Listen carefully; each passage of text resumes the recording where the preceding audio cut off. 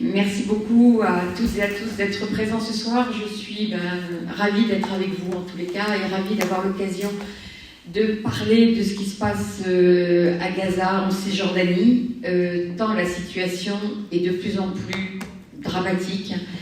On en parle de moins en moins dans les médias. C'est vrai qu'il y a une certaine lassitude de certains par rapport à ce qui se passe aujourd'hui dans les territoires palestiniens occupés. Et donc c'est d'autant plus important, je trouve, d'avoir l'occasion d'être avec vous et de pouvoir échanger sur la situation de ce qui se passe, alors en particulier dans la bande de Gaza, mais on ne va pas faire le jeu d'Israël en séparant Gaza et la Cisjordanie, parce qu'il y a vraiment un piège de plus en plus qui est tendu quand on parle de Gaza, l'idée qu'il y a Gaza avec le Hamas, et que comme si c'était séparé de la Cisjordanie. Non, il y a un peuple palestinien qui est séparé entre deux territoires. Et j'essaye de m'élever aussi contre cette façon qu'on a aujourd'hui de présenter la situation, avec donc d'un côté Gaza, de l'autre côté la Cisjordanie, et puis de présenter cette guerre comme une guerre d'Israël contre le Hamas. Non, c'est une guerre menée par Israël contre le peuple palestinien. Et je pense que simplement de rappeler ces faits qui sont des faits évidents, et je pense évidents pour vous, qui êtes ici et qui êtes des militants et des personnes qui vous intéressez à cette question. Mais en tous les cas, je trouve que ces écueils sont des écueils qu'on rencontre de plus en plus. Et donc, il est important, en tous les cas, de dire que nous ne sommes pas d'accord avec cette présentation, en tous les cas, de cette guerre. Et je le répète, c'est une guerre pour moi d'Israël contre la Palestine, contre les Palestiniens. Ça, c'est le premier point qui me semblait important. Ce que je veux dire également aujourd'hui ce soir, c'est que on assiste à une recrudescence de la violence. Depuis la rupture de la trêve par Israël en mars, on assiste à une situation d'une violence absolument inouïe. Alors qu'on avait le sentiment qu'il n'y avait plus grand-chose à détruire dans la bande de Gaza, quand on fait le bilan de la situation de ce territoire, un territoire qui est complètement ravagé, avec pas loin de 90% des infrastructures et des habitations qui sont détruites, 70 à 80% des centres de santé qui ont été également détruits, les canalisations d'eau qui sont détruites, ce qui fait qu'il n'y a plus d'eau potable aujourd'hui dans la bande de Gaza, et je peux multiplier les exemples de la sorte. Donc pour dire qu'un territoire, ce territoire de la bande de Gaza, a été complètement ravagé. Qu'est-ce que ça nous dit, cela, de la stratégie qui est mise en place par Israël depuis le lendemain des massacres du 7 octobre? Ça nous dit une chose très simple, c'est que la stratégie qu'Israël a mis en place au lendemain du 7 octobre est une stratégie qui consiste à rendre ce territoire, à proprement parler, invivable. Invivable au premier sens du terme. C'est-à-dire qu'il s'agit, en fait, que les Palestiniens d'eux-mêmes demandent à partir de leur terre, parce qu'ils ne peuvent plus décemment y vivre. Le seul problème que rencontre Israël aujourd'hui, c'est que les Palestiniens, les Gazaouis, ne veulent pas quitter leur terre. Ils ne veulent pas la quitter pour une raison très simple, c'est qu'ils savent que s'ils partent, ils ne pourront plus jamais revenir. Puisque un des propos qui est répété régulièrement par les ministres, et en particulier l'aile qui représente l'extrême droite du gouvernement israélien, c'est qu'il est temps qu'Israël finisse le travail de 48.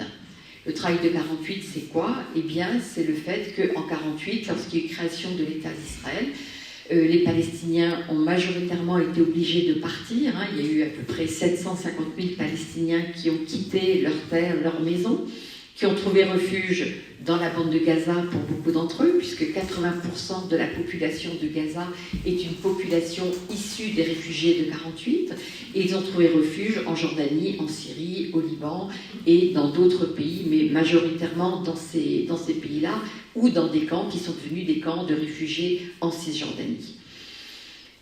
Et donc l'idée des ministres d'extrême droite, c'est de considérer qu'à l'époque, en 1948, Israël n'est pas allé jusqu'au bout parce qu'il est resté des Palestiniens et que des Palestiniens existent encore en Cisjordanie et dans la bande de Gaza.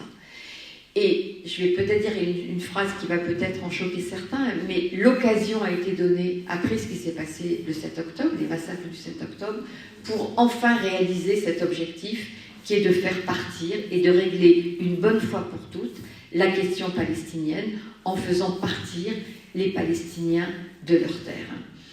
Alors c'est vrai que l'occasion, si je puis dire, a été donnée à ce moment-là, et face à ce qui s'est passé le 7 octobre, qui a suscité un véritable choc, traumatisme en Israël et sur la scène internationale, eh bien Israël a pu bénéficier d'un soutien inconditionnel, et ça a été le terme qui a été utilisé par de nombreux responsables politiques à travers le monde, en France également, et ça a été l'expression de la présidente de l'Assemblée nationale, même si celle-ci, il y a quelques jours, a reconnu qu'elle avait fait une erreur en utilisant le terme de soutien inconditionnel à Israël.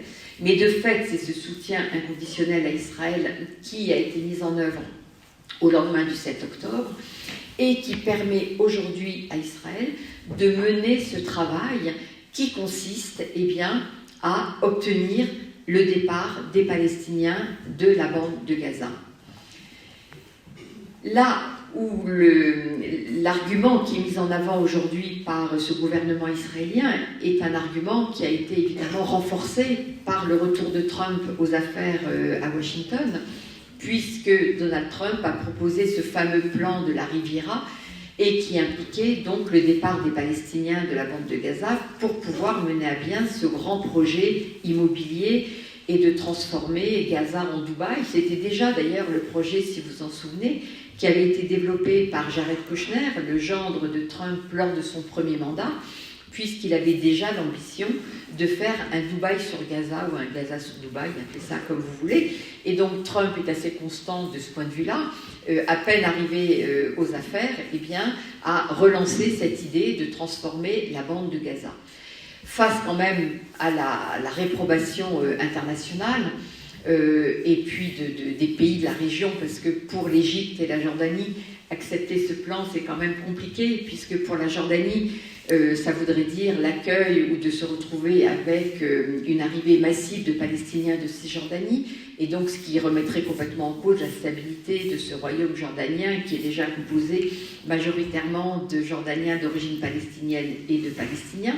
Et pour l'Égypte, si l'Égypte acceptait d'ouvrir la frontière pour que les Palestiniens de Gaza puissent sortir, ça voudrait dire que l'Égypte est responsable de la deuxième Nakba, donc référence à la Nakba de 1948, donc le président Sisi n'a pas envie de ça.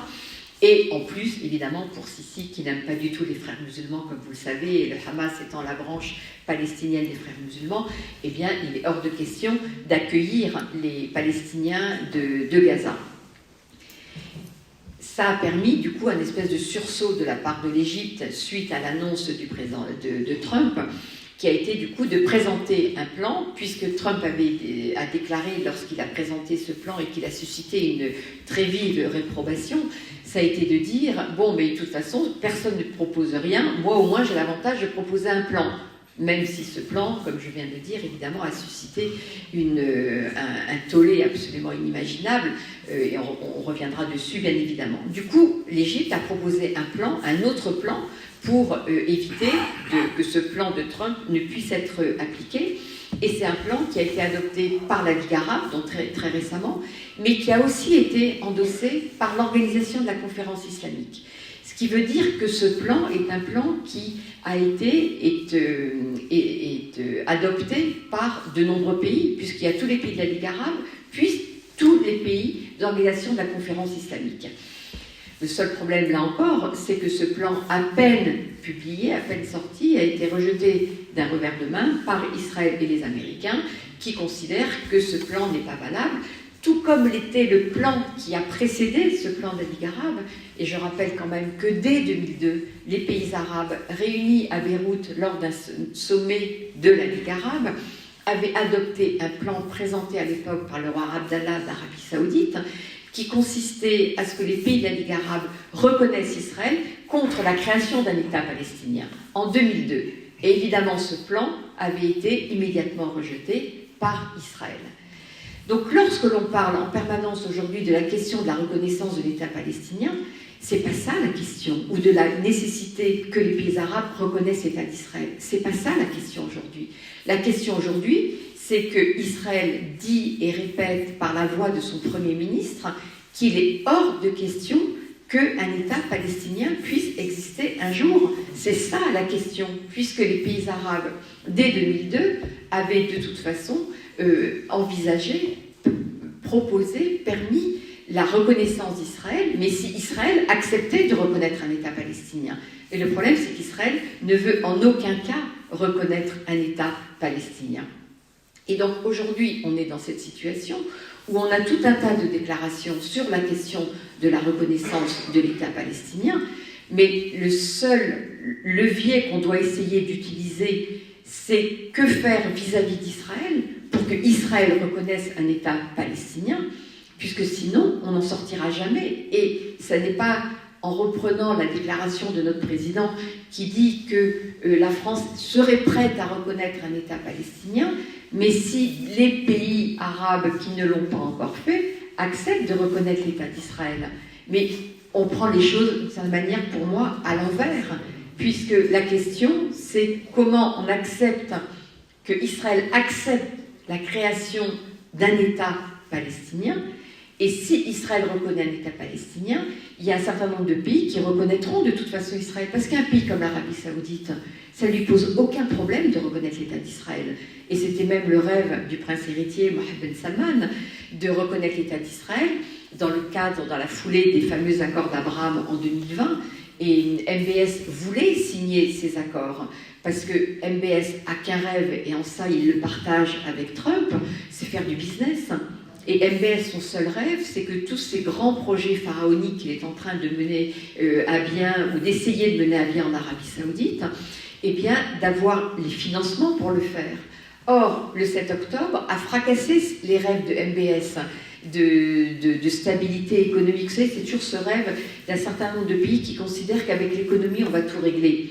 Et d'ailleurs, c'est ce que disait Trump avec les fameux accords d'Abraham. C'était, on va donner aux Palestiniens un bien-être économique et ils abandonnent tous leurs droits politiques, comme si un peuple pouvait se satisfaire simplement d'avoir des malls, parce qu'en fait, maintenant, l'exemple qu'on donne dans la région, c'est quoi? C'est les malls tels qu'on les voit à Abu Dhabi, à Dubaï, avec un aquarium ou une piste de ski, comme ça existe à Dubaï. Et donc, comme si, et dans l'idée de Trump, c'est d'offrir ça aux Palestiniens, eh bien, ils seront tellement contents d'avoir leur magnifique mall qu'ils accepteront. Sauf qu'évidemment, ça n'a pas marché, et on l'a bien vu dans le cadre des accords d'Abraham. Le 7 octobre, ça vient d'où? Ça vient quand même aussi, en grande partie, de ces fameux accords d'Abraham. Le fait d'avoir voulu mettre la cause palestinienne sous le tapis, considérant qu'elle n'existait plus, que ça n'était plus une priorité pour personne, que tout le monde se détournait de la question palestinienne, et donc on pouvait faire avaler aux Palestiniens, eh bien, qu'on allait simplement leur offrir un bien-être économique avec les capitaux du Golfe, et à partir de là, eh bien, tout le monde était content, il n'y avait plus de questions palestiniennes qui valaient. Et donc c'est pour ça que je considère que ce qui s'est passé le 7 octobre est une conséquence directe de ces accords d'Abraham, et que face à ça, les Palestiniens, ou en tous les cas le Hamas, a considéré qu'ils ne pouvaient pas laisser disparaître la question palestinienne. Alors quand je dis ça, je ne justifie en rien ce qui s'est passé le 7 octobre, mais je considère qu'on ne peut pas parler de ce qui se passe à Gaza si on ne repart pas en arrière. Et vous savez ce qui m'avait frappé, moi, quelques jours après le 7 octobre, où j'étais invitée sur un plateau, et j'avais dit cette phrase, mais il faut replacer ce qui s'est passé il y a quelques jours dans son contexte historique. Et là, je me suis fait, les autres personnes qui étaient présentes sur le plateau m'ont fusillé du regard, comme si je disais quelque chose d'absolument scandaleux, alors que c'est simplement une évidence absolue de comprendre que le 7 octobre s'est déroulé, pas parce qu'on a une bande de fous, mais parce que le Hamas est un mouvement de résistance. Là aussi, quand j'ai utilisé le terme de mouvement de résistance, je me suis fait absolument, alors pas lyncher, parce qu'ils ont, mais en tous les cas fusillé également du regard sur certains plateaux. alors que je considère que le Hamas est un mouvement de résistance qui a utilisé des méthodes avec lesquelles on peut évidemment ne pas être d'accord. Mais c'est quand même un mouvement de résistance et qui a un projet politique qui est de mettre en place un État palestinien. Mais de dire ça aujourd'hui, c'est évidemment considéré comme absolument inacceptable, alors que, c'est la raison aussi pour laquelle j'ai voulu travailler sur ce livre noir de Gaza, c'est qu'il m'a semblé qu'il fallait absolument replacer tout ça dans un contexte historique et de revenir à la situation avant le 7 octobre. Et le premier rapport que j'ai choisi, le premier chapitre du livre noir de Gaza, c'est un rapport de B'Tselem, donc une organisation que vous connaissez tous, israélienne, qui fait le point sur la situation à Gaza. Et en fait, c'est un rapport qui était sorti à l'été 2023 et qui montrait les conséquences du blocus de la bande de Gaza sur la société gazaoui. Parce que le blocus de la bande de Gaza, dont on parle beaucoup et à juste titre, ce blocus a été instauré depuis 2007, c'est-à-dire que depuis 2007, Gaza est une prison à ciel ouvert. Alors, un blocus qui était plus ou moins hermétique suivant le bon vouloir d'Israël. Donc, suivant les périodes, on pouvait laisser quelques milliers de Gazaouis aller travailler en Israël. Et puis, ça bloquait du jour au lendemain, évidemment toujours pour des raisons de sécurité. Et donc, Israël pouvait jouer, si je puis dire, sur ce blocus en le refermant complètement ou en laissant de temps en temps quelques petites soupapes, en laissant quand même un peu de produits rentrer, laisser quelques travailleurs partir travailler en Israël pour pouvoir faire vivre leur famille. Mais si le blocus a pu être imposé de façon aussi hermétique et aussi rapidement, c'est que tout était déjà en place, puisque ce territoire était déjà sérieusement affaibli par l'établissement de ce blocus depuis 2007, et sans que, d'une certaine manière, personne ne trouve rien à redire. Pourquoi ? Parce que c'était le Hamas qui dirigeait la bande de Gaza. Et là, ça m'amène à un autre point qui, pour moi, est absolument indispensable à aborder pour comprendre aussi comment on est arrivé à cette situation. C'est que aujourd'hui, et ça c'est une des conséquences, me semble-t-il, des attentats du 11 septembre, et pour moi il y a vraiment un tournant dans l'analyse de la région que moi je fais remonter aux attentats du 11 septembre. À partir du 11 septembre, il y a toute légitimité au nom de la lutte contre le terrorisme à faire accepter tout et n'importe quoi.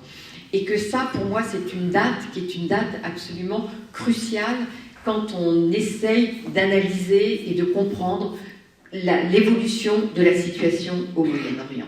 Le 11 septembre a été le moment qui a été complètement récupéré par tout un tas de régimes autoritaires dans la région pour dire aux Occidentaux, vous n'avez rien compris à cette région, voyez bien que l'ennemi, ce sont les islamistes, alors sans faire de distinction entre l'islam politique, des groupes qui peuvent utiliser la lutte armée, des groupes plus radicaux, c'est l'islam politique, mais on ne fait plus aucune distinction.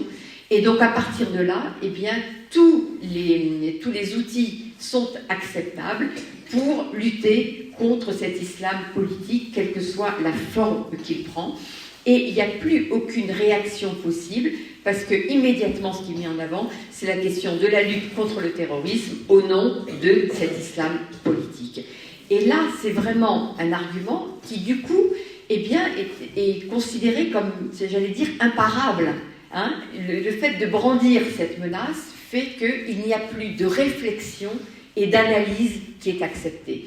Et ça, je trouve que c'est quelque chose qui est extrêmement dangereux, puisque ça ne permet plus d'essayer de donner à comprendre la réalité de la situation et d'essayer de donner des clés pour comprendre ce qui se passe.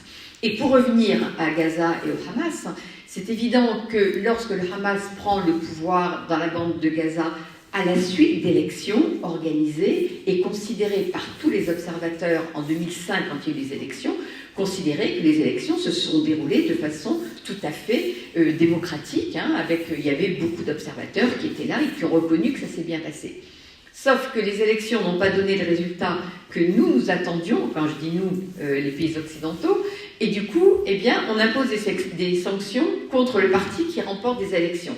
Alors, comment on gère la situation? D'un côté, on vous dit, il faut absolument des élections, parce que seules les élections permettent d'élire une représentation acceptable, mais quand le résultat donne un résultat opposé à celui qu'on attendait, eh bien, on sanctionne le parti qui a remporté des élections. Il y a quand même une aberration dans la façon que l'on a de gérer la situation, qui ne peut conduire là aussi qu'à une impasse. Comment peut-on, et l'Union européenne a été l'exemple flagrant après les élections de 2005, qui du coup arrête toute aide au Hamas, puisqu'avant c'était l'autorité, parce que c'est le Hamas, et donc considéré comme un mouvement terroriste sur la liste des mouvements qui sont des mouvements terroristes, et à partir de là, il n'y a plus de financements qui peuvent rentrer. Et donc il n'y a plus de financement qui rentre. Et du coup, qu'est-ce qui se passe? On laisse mourir une population avec non seulement un blocus qui très vite va être mis en place par Israël, et donc plus d'aide extérieure, parce que c'est le Hamas, et donc on considère que le Hamas ne doit pas recevoir d'aide, parce que c'est un mouvement terroriste. C'est pour ça que j'ai fait ce petit détour par le 11 septembre, parce que je crois que c'est un des éléments, conséquences de cette situation, qui fait que, on n'accepte pas de regarder la représentation politique telle qu'elle émerge d'un processus démocratique, et qu'on le remet en question avec toutes les conséquences que l'on connaît et qui ont conduit aussi à la situation dans laquelle ce territoire se trouve aujourd'hui. Donc on est dans une impasse là aussi, qui est une impasse qui est très, très, très grave. Et si on élargit maintenant à la Cisjordanie, parce que ce qui se joue en Cisjordanie est aussi absolument dramatique, on en parle moins parce qu'évidemment la violence des bombardements sur Gaza est telle et la destruction de ce territoire est telle qu'on regarde du côté de Gaza, mais ce qui se passe à bas bruit en Cisjordanie, dans les camps, et François l'a rappelé tout à l'heure, et c'était extrêmement important de le rappeler, on voit une colonisation qui non seulement n'a jamais cessé, mais repart de plus belle, et avec un processus d'annexion qui est en cours, et qui est évidemment complètement assumé aussi par qui? Par ce gouvernement qui est au pouvoir aujourd'hui. Et donc là, on voit que dans la stratégie qui est menée par le gouvernement de Netanyahou, c'est évidemment d'obtenir le feu vert des Américains pour annexer purement et simplement la Cisjordanie. Et à moins de je ne sais pas quoi, je pense que ce phénomène est véritablement en cours. Et je ne sais pas ce qui pourrait arrêter aujourd'hui ce processus d'annexion qui est actuellement en cours. Donc on a d'un côté une bande de Gaza qui est complètement ravagée. Et alors j'ai noté cette déclaration récente de Smotrich parce que je trouve qu'elle résume complètement la stratégie qui est mise en place par Israël aujourd'hui. Smotrich a déclaré très récemment « Le moment est venu d'ouvrir les portes de l'enfer sur le Hamas ». Alors, je ne sais pas comment on peut appeler ce qui s'est passé auparavant, parce que pour moi, les portes de l'enfer, elles sont déjà de toute façon ouvertes depuis des mois et des mois, lorsque l'on voit l'ampleur des destructions et le nombre de morts dans la bande de Gaza. Mais donc, il dit, le moment est venu d'ouvrir les portes de l'enfer sur le Hamas, d'intensifier les combats jusqu'à la conquête totale de Gaza et la mise en œuvre du plan de Trump pour l'émigration volontaire des Gazaouis vers d'autres pays. Pour moi, ça s'appelle purement et simplement un projet de déportation des Palestiniens. Alors là, c'est habillé d'une façon qui est de dire, et ça revient tout au début de mon propos, quand je vous disais que la bande de Gaza est devenue un territoire invivable, c'est pour en fait que les Palestiniens demandent à partir, puisque la situation est invivable, eh bien, que ce ne soit pas Israël qui soit contraint de les faire partir, mais que les Palestiniens finissent par dire « mais oui, on veut partir parce qu'on n'en peut plus de cette situation ». Et c'est vrai que j'imagine, si vous avez des enfants, de continuer à vivre à Gaza, aujourd'hui c'est absolument impossible. Donc on est dans une situation d'une perversité, me semble-t-il, absolue, où l'occupant, puisque Israël est la puissance occupante, même si elle avait évacué la bande de Gaza en 2005, la puissance occupante, en fait, fait tout pour que la population occupée demande à partir, tant les conditions de vie sont absolument insupportables.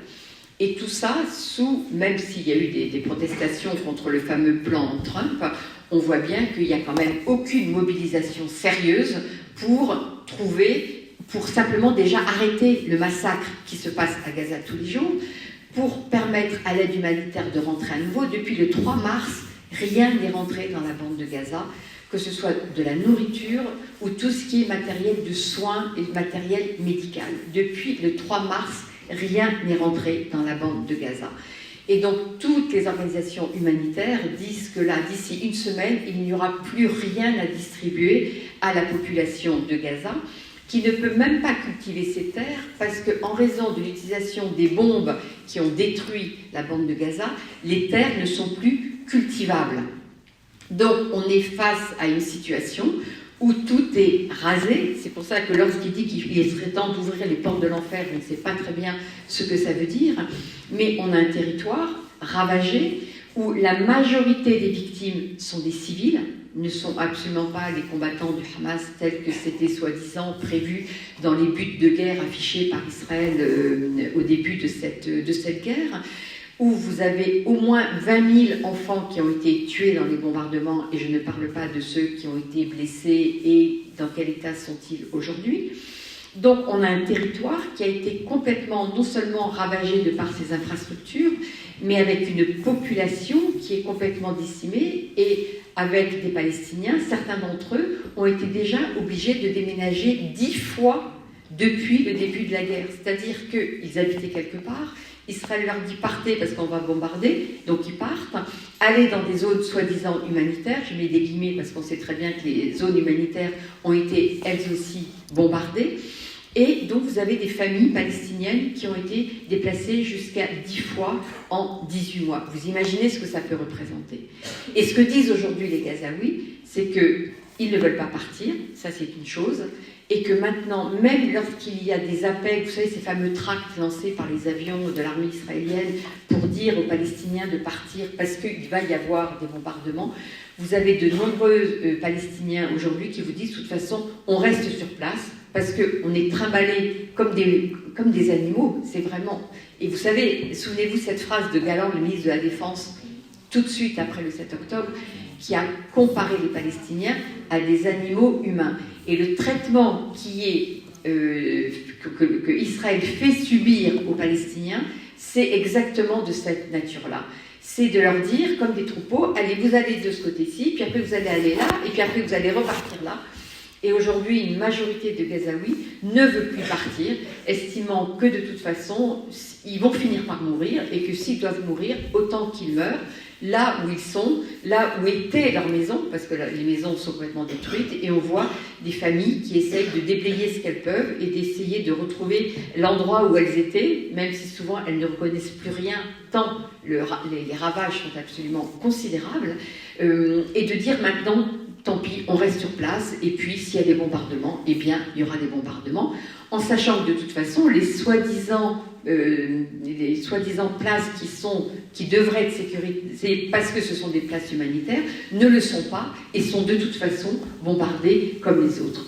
Vous avez vu récemment quand même ces 15 secouristes qui ont été tués et vraiment ciblés sans la moindre ambiguïté par rapport au fait qu'ils avaient absolument tous les signes distinctifs pour montrer qu'ils étaient secouristes et donc qu'ils devaient être protégés par les lois de la guerre, parce qu'il y a un droit de la guerre qui, évidemment, n'est absolument pas respecté par Israël, et on le voit bien quand on regarde, il y a cette question, vous savez, de la proportionnalité, c'est-à-dire que dans le droit de la guerre, eh bien, vous pouvez, évidemment, attaquer des cibles, c'est la guerre, mais si les pertes sont beaucoup trop importantes par rapport à l'objectif que vous avez, le droit de la guerre empêche les bombardements.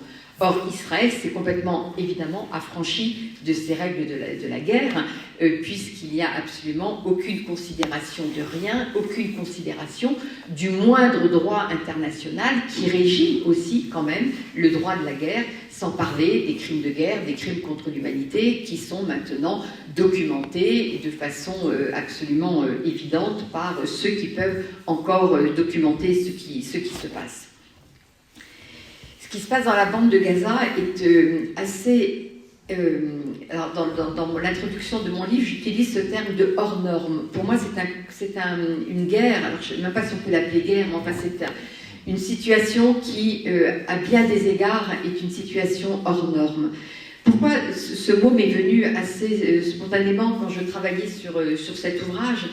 C'est que de se rendre compte qu'on est face à une situation où, je reviens à ce que j'ai dit tout à l'heure, la puissance occupante, Israël, décide et impose absolument toutes les lois qu'elle entend, et toutes ces lois vont à l'encontre de toutes les lois du droit international, sans que personne n'utilise des leviers, parce qu'il y aurait des leviers quand même, pour arrêter cela. Et ça, c'est quand même une situation qui, à ma connaissance, avec l'ampleur de ce conflit depuis maintenant 18 mois, est quand même absolument hors norme. Hors norme par la violence des armes utilisées. J'accorde un chapitre sur la nature des armes utilisées dans la bande de Gaza. Ce qu'on s'aperçoit, et c'est ce que disent les militaires, moi je n'ai pas la compétence, c'est de dire que la nature des bombes et l'importance des bombes qui sont utilisées par l'armée israélienne ne vise en aucun cas à atteindre les objectifs de guerre fixés par Netanyahou, qui étaient, je vous les rappelle, d'obtenir la libération des otages israéliens retenus par le Hamas et d'obtenir l'éradication, je ne supporte pas ce mot, mais c'est le mot qui a été utilisé, du Hamas. Or, lorsque l'on voit la nature des bombes utilisées par Israël, ça n'est absolument pas pour atteindre ces objectifs de guerre. Les bombes utilisées sont utilisées pour faire le plus de morts possible. Et donc le plus de morts possible, c'est quoi? Le plus de civils aussi possible. Si Israël, et on sait qu'Israël est capable de viser une personne et de tuer une personne dans un environnement sans toucher l'environnement. Je rappelle l'assassinat d'Ismaël Haniyeh à Téhéran, quand Israël a voulu toucher le chef du Hamas en exil et qui était en déplacement à Téhéran, ils ont réussi à le toucher directement dans un immeuble et sans toucher personne qui était autour de lui. Alors que dans la bande de Gaza, eh bien, vous voyez des immeubles entiers qui sont visés et l'objectif, effectivement, ça n'est pas simplement, si je puis dire, de tuer un responsable tel que c'est annoncé, mais c'est de faire le plus de dégâts possible, quel que soit le prix à payer par les civils, femmes, enfants, etc. Donc ça, c'est quand même quelque chose et qui est aujourd'hui complètement documenté et qui est documenté déjà depuis des mois et des mois sans que ça suscite quand même énormément de réactions. J'ajouterai un élément. Si aujourd'hui les Américains arrêtent de livrer des munitions à Israël, la guerre s'arrête en une semaine. Parce qu'Israël n'a pas de réserve. Ce qui veut donc dire que de mettre un terme à cette guerre, j'allais dire, est très simple. Il faut simplement arrêter de livrer de l'armement de ce pont aérien qui est incessant depuis le 7 octobre. Et donc vous apercevez qu'on est face à une situation dans ce territoire qui est complètement ravagé et que, j'allais dire, nous acceptons. Alors, nos gouvernements, nous ici, on n'accepte pas ça, mais qui acceptent sans arriver à utiliser des moyens pour dire aux États-Unis, arrêtez de soutenir de cette façon inconditionnelle Israël avec toutes les conséquences que ça a. Et c'est pour ça qu'on voit bien que cette guerre, elle n'est plus du tout dans le cadre des objectifs qui avaient été fixés par Netanyahou au départ. Si au bout de 18 mois, Israël considère qu'il y a encore des combattants du Hamas, ça veut dire qu'ils se sont plantés, passez-moi l'expression. Si en 18 mois, avec tous les moyens militaires dont dispose Israël, il y a encore des combattants, ça montre bien que de toute façon, cette guerre n'a aucun sens, ou en tous les cas que l'objectif qui avait été annoncé, eh bien, ne pourra jamais être atteint. Et l'autre objectif quand même, et ça c'est un changement dans la stratégie d'Israël qui est quand même très important, c'est qu'aujourd'hui en Israël, la priorité n'est pas la libération des otages. Je rappelle que jusqu'avant le 7 octobre, dès qu'il y avait un otage israélien, cet État mettait tout en œuvre pour obtenir le retour de l'otage, mort ou vivant, mais c'était une priorité et ça ne se discutait pas. Aujourd'hui, c'est fini. Et les ministres, je reviens toujours à mes ministres, si je puis dire, d'extrême droite, disent très clairement, mais on abandonne les otages, ça n'est pas grave, c'est le prix à payer. Nous, ce qu'on veut, de toute façon, c'est, en gros, tuer tous les Palestiniens qui sont dans la bande de Gaza, adultes, enfants, peu importe. Il faut raser cette bande de Gaza pour et ça c'est l'extrême droite, pour la réoccuper. Et simplement, d'une certaine manière, on ne veut plus voir de Palestiniens. Et ça, là aussi, ça me permet de dire quelque chose qui est absolument, alors qui va vous sembler évident, mais qu'il faut, je pense, quand même rappeler, c'est que la stratégie qui a été mise en place par Israël, et là encore, qui a été mise en place bien avant le 7 octobre, c'est un processus d'invisibilisation des Palestiniens. Et cette invisibilité des Palestiniens a conduit la société israélienne aujourd'hui à une déshumanisation totale à l'égard de la population palestinienne. C'est-à-dire qu'aujourd'hui, en Israël, vous savez que sur les chaînes de télévision israéliennes, il n'y a aucune photo de ce qui se passe et aucune image, aucun reportage de ce qui se passe dans la bande de Gaza, à l'exception des reportages qui sont faits par qui ? Par l'armée israélienne. Donc, vous pouvez imaginer les images qui sont diffusées sur les chaînes de télévision. Et les Israéliens ne veulent pas aller regarder ce qui se passe réellement. Alors, ils le savent évidemment, parce que dans toutes les familles, maintenant, il y a un réserviste ou il y a un militaire qui a servi à Gaza. Donc, ils savent ce qui se passe, mais ils ne veulent pas savoir. Parce que ça correspond à ce processus d'invisibilisation qui avait été mis en place bien avant le 7 octobre. C'est pour ça que j'ai toujours...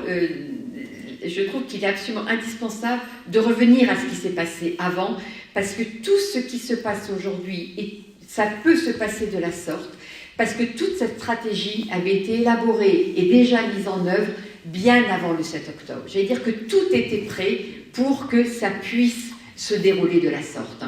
Pourquoi je parle d'invisibilisation des Palestiniens ? Parce qu'avant le 7 octobre, eh bien, il y avait quand même la construction de ce mur en Cisjordanie. Quand même, quel est le meilleur moyen que de ne pas voir l'autre si vous mettez un mur et que l'autre n'a pas le droit de traverser le mur? C'est quand même une évidence absolue. Et qu'autour de la bande de Gaza, qu'est-ce qu'ils ont fait? La fameuse barrière de sécurité qui a coûté $1 milliard, considérant que du coup, les Palestiniens, on ne les voyait plus et on ne veut plus en entendre parler. Et donc c'est ça aussi, c'est ce mécanisme qui avait été mis en place dès la construction du mur en Cisjordanie, qui a conduit à cette invisibilisation de plus en plus grande des Palestiniens et qui a permis aux ministres de la Défense de dire ce sont des animaux humains, puisqu'il y a cette invisibilisation qui a conduit à cette déshumanisation. Donc les Palestiniens, ce ne sont plus des êtres humains, donc on peut faire n'importe quoi. Et ce qui est le plus grave dans tout ce que je suis en train de vous décrire, bien évidemment, c'est que d'une certaine manière, tout cela a été accepté par la communauté internationale, a été complètement admis, avec cette phrase que j'entendais tout le temps, « Oh oui, mais le conflit palestinien, on en a assez, on n'arrivera jamais à le régler, il n'y aura jamais d'État palestinien, c'est trop compliqué, donc on passe à autre chose. » Je me souviens avoir croisé à l'été 2023, j'étais au Quai d'Orsay, au commissaire des Affaires étrangères pour discuter de la région. Et il y a à l'époque la directrice du département Afrique du Nord, Moyen-Orient, qui me dit « Alors sur quoi travaillez-vous aujourd'hui ?» Alors je lui dis un peu, j'ai dit « Puis bon, je continue quand même à travailler sur la question palestinienne. » Et elle me regarde et me dit « Quoi ? Vous retravaillez encore, toujours sur la question palestinienne ? Mais c'est fini, on n'en parle plus, il n'y a plus rien à dire. » À l'été 2023. Donc pour vous dire que même dans les sphères qui sont censées être les sphères qui travaillent et qui sont censées informer nos responsables politiques, voilà quel était l'état d'esprit à l'époque. Et donc vous voyez bien que cette histoire d'invisibilisation des Palestiniens est allée très loin, jusque dans les chancelleries où on considérait que eh bien, les Palestiniens, on ne les voyait plus. Il y avait eu les accords d'Abraham qui montraient qu'il y avait quand même un processus de normalisation. Tout le monde s'attendait à ce que l'Arabie saoudite eh bien, normalise aussi. Ce qui arrêtait l'Arabie saoudite à l'époque, c'est quand même la société saoudienne qui, elle, n'accepte pas l'idée d'une reconnaissance d'Israël sans un État palestinien. Alors que je pense que certains vont me dire que les Saoudiens n'ont jamais fait grand-chose pour les Palestiniens, ce qui est vrai. Mais en tous les cas, pour l'instant, tant que le roi Salman est encore là, son fils, le prince héritier Mohammed Ben Salman, ne peut pas reconnaître Israël sans la création d'un État palestinien, parce que son père, le roi, lui aurait dit « ça c'est une ligne rouge et il n'y aura pas de reconnaissance d'Israël sans la création d'un État palestinien ». Ce qui veut simplement dire, si vous décodez, c'est que le jour où le roi meurt, là, le prince héritier, je pense qu'il n'aura plus aucun scrupule, sauf s'il tient compte de l'état d'esprit de la société saoudienne. Et j'étais en Arabie Saoudite en janvier, il y a 2 mois, et ce qui m'a frappé, c'est de voir à quel point les Saoudiens me disaient « mais il est hors de question de reconnaître l'État d'Israël ». Quand on voit ce que fait Israël dans la bande de Gaza, c'est absolument inenvisageable. Et le prince héritier, qui a besoin du soutien de sa population pour devenir roi le jour où son père mourra, parce qu'il y a d'autres princes qui ne sont pas tellement d'accord avec l'ascension fulgurante qu'il a eue, eh bien, il se dit qu'il se doit de ménager quand même sa société qui, elle, est vent debout contre l'idée d'une reconnaissance d'Israël sans contrepartie pour les Palestiniens. Mais c'est très fragile. Et qu'il ne faut pas exclure que l'Arabie, à un moment, enfin que le prince héritier, en tous les cas, si c'est son intérêt, évidemment, il pourra y aller. Parce que lui, je vous ai dit tout à l'heure, un peu rapidement, que le 7 octobre avait fracassé tous ses grands projets, parce qu'il a des projets pharaoniques en ce moment en Arabie, le fameux projet Neom d'une ville complètement moderne sur 100 km, enfin des trucs complètement dingues, qu'il a complètement été obligé de revoir à la baisse, parce qu'il n'y a pas d'argent qui arrive pour les financer. Parce que, évidemment, les investisseurs, vous savez, ils n'aiment pas tellement les régions où il y a des guerres, parce qu'ils se disent que c'est pas très stable, donc on attend. Et donc, tous les financements qui étaient espérés par MBS, aujourd'hui, ont été sérieusement réduits. Du coup, MBS ne peut pas montrer que tous les projets dont il avait parlé, qu'il avait annoncé, mais il n'est pas en mesure, aujourd'hui, de les finir, ou alors il est obligé de baisser ses ambitions de au moins 50 à 70%, ce qui est quand même énorme par rapport à tous les discours qu'il a eus.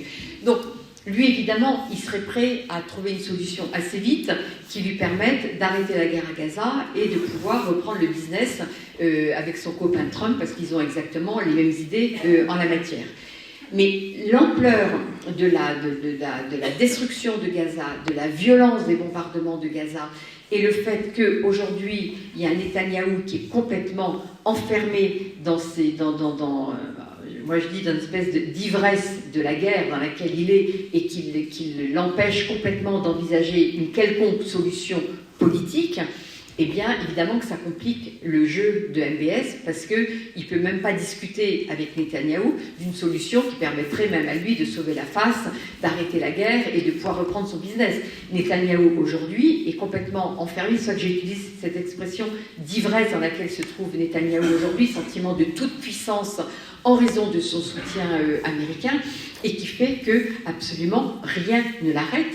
Rien ne l'arrête à Gaza, on l'a vu, rien ne l'arrête en Jordanie, rien ne l'a arrêté au Liban, et ça continue, vous avez vu qu'il y a régulièrement des bombardements, et donc la trêve est régulièrement rompue, qu'il bombarde tous les jours la Syrie depuis la chute du régime de Assad, qui est donc la pire des choses pour fragiliser un pouvoir. Bon, ça c'est pas le sujet de la conférence, donc je vais pas me lancer sur ce terrain-là, mais c'est vrai qu'il est un pouvoir qui est fragile, donc il faut plutôt essayer d'aider, si on veut, que ce pays sorte quand même de ces 14 ans de guerre.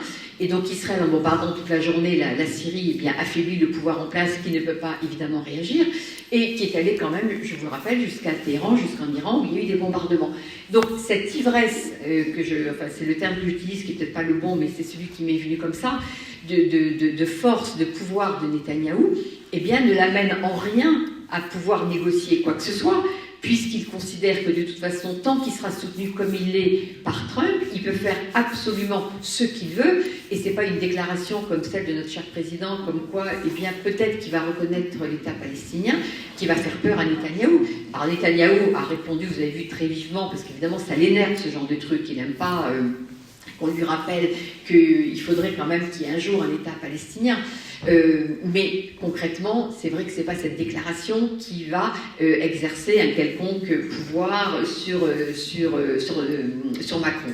Alors juste à la décharge de Macron, comme quand même vous aurez vu que je ne suis pas très tendre dans ma façon d'évaluer ce qu'il fait. Je pense que le seul intérêt quand même de cette déclaration qu'il a faite, même si elle est très ambiguë, puisqu'il s'agit de reconnaître l'État de Palestine contre la reconnaissance par l'Arabie Saoudite d'Israël, enfin bon, donc tout ça est quand même à la Macron très filandreux, si je puis dire. Le seul intérêt pour moi dans cette déclaration, c'est de reparler de droit, simplement. Et rien que ça, dans le contexte actuel, je considère quand même que ça n'est pas complètement négligeable. C'est-à-dire que en disant qu'il faut un État palestinien, eh bien c'est une façon aussi de dire que le droit international doit revenir et qu'on doit quand même s'accrocher à ce droit international. Alors je sais que ça peut faire sourire certains parce que ce droit international est tellement malmené, il est tellement ravagé par le fait qu'il n'est pas respecté et qu'il n'y a aucun levier là aussi pour que ce droit international soit respecté. Mais j'allais dire, malheureusement, on n'a pas grand-chose d'autre, donc il faut continuer, je pense, à s'arc-bouter sur le fait que ce droit existe, et que donc la seule vertu, si je devais en trouver une, de cette déclaration de Macron, c'est que ça permet de dire, bon, ben quand même, il y a du droit, là, il y a une absence totale de respect de ce droit, les Palestiniens ont droit à un État. Je rappelle qu'effectivement, l'État d'Israël a été créé par une résolution de l'ONU, mais qui prévoyait aussi la création d'un État palestinien. Et vous vous souvenez que quand Macron avait rappelé ce fait, Israël était devenu fou furieux il y a quelques mois de cela. Donc voilà, je pense quand même que dans cette déclaration, même si on peut être très critique vis-à-vis de ces propos qui ne sont pas très clairs, je suis tout à fait d'accord avec cela, je pense quand même que le fait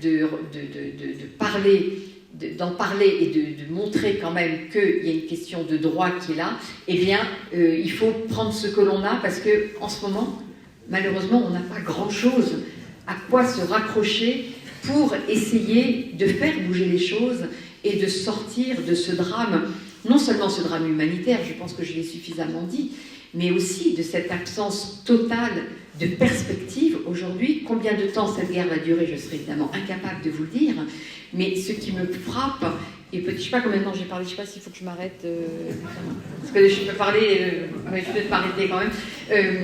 Oui, un dernier mot que je n'ai pas prononcé, mais qui pour moi est vraiment un mot essentiel, c'est urgence.